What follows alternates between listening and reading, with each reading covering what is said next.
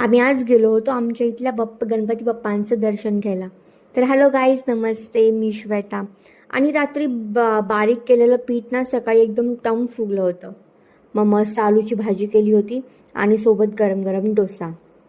मग थोडं कोवळं ऊन पडलं होतं. मग थोडा कोवळ्या उन्हात केली मी वॉक आणि मग पिले एक ग्लास दूध.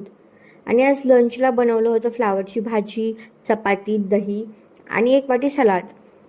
मग तयार झालो आणि निघालो गणपती बाप्पांना पाहायला. आणि तुम्ही पण चला, दर्शन घ्या.